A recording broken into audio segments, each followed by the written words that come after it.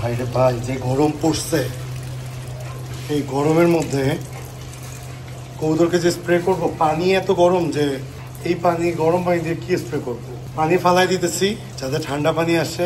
যতক্ষণ না ঠান্ডা পানি আসবে ততক্ষণ বোতলে ভরা যাবে না। ঠান্ডা পানি আসবে, এই ঠান্ডা পানিটা ভরবো, দিয়ে স্প্রে করবো। হালকা হালকা আসা শুরু করছে। আপনাদেরকে একটু আগে যেভাবে দেখাইলাম, আমরা পুরো পানিটা ভরলাম। তো আফটার সন্ধ্যা খাওয়া দাওয়ার পর সব ক্লিন করার পর এখন আমরা এই গরমের মধ্যে একটু স্প্রে করবো। এই গরম প্রতিরোধ করার জন্য আমরা কি করতে পারি? যাদের উপর টিন আছে তারা অবশ্যই এক্সস্ট ফ্যান ইউজ করবেন দিনের বেলা, এবং যদি পারেন সকালবেলা এসে 2 বার স্প্রে করবেন যদি পসিবল হয়। আমাদের পক্ষে পসিবল হয় না, এই জন্য আমরা এক বেলা স্প্রে করতেছি। স্প্রেটা এমন ভাবে করবেন না যাতে কবুতর চুপচুপে হয়ে যায়। কবুতরকে হালকা ভাবে স্প্রে করবেন যাতে করে কবুতরটা আর কি একটু এই গরমের মধ্যে একটু শান্তি পায়। আমরা একটু দেখাই কিভাবে স্প্রে করবেন। এখান থেকে আমরা একটু স্প্রে স্যাম্পল করবো। এই দেখেন 4-5টা করে স্প্রে আপনারা করতে পারেন। এই কাঠটা একটু টেনে দিও, এভাবে একটু ঘুরায় ঘুরায় করতে পারেন। সেক্ষেত্রে মেল ফিমেল উভয় গায়ে লাগবে।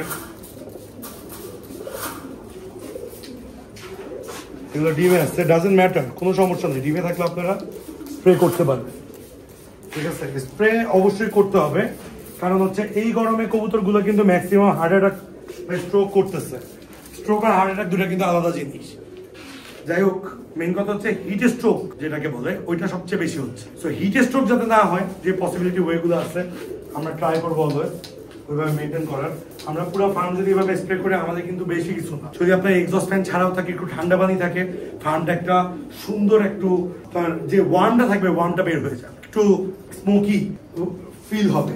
এই কবুতরগুলো একটু ভালো ফিল করবে এই গরমের মধ্যে। যখন এই যে এক্সস্ট ফ্যান ছাড়বেন, এখন কিন্তু গরমটা ওরকম নাই, এক্সস্ট ফ্যানটা বন্ধ করছে আমরা ভিডিও করার জন্য। যখন আমরা এক্সস্ট ফ্যানটা ছেড়ে দিব, ডান দিক বাম দিক সব দিক থেকে বাতাস পাসিং হবে, আর এই ঠান্ডা পানিটা মিস্ট ক্রিয়েট করবে। মিস্টের থেকে ওদের শরীরে অনেক সুন্দর আপনার ঠান্ডা অনুভব হবে, যেটা থেকে ওদের আরাম লাগবে। তো আমরা আমাদের 100% দায়িত্ব ওদেরকে আরাম দেওয়ার, আর বাকিটা সবই আল্লাহর ইচ্ছা।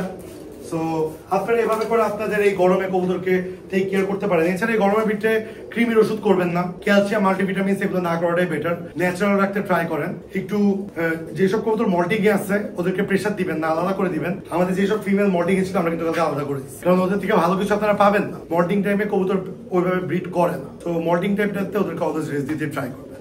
আজকে এই পর্যন্ত এইভাবে করে ছোট একটা ভিডিও শেয়ার করলাম, অনেকের উপকারে আসতে পারে। ভিডিও যারা নতুন দেখেন, to subscribe our YouTube channel, Facebook page এবং গ্রুপের লিংক ডেসক্রিপশন বক্সে আছে। লাইক, ফলো, শেয়ার করে অবশ্যই পাশে থাকবেন। Thanks for being with us, thanks for being with dream vision.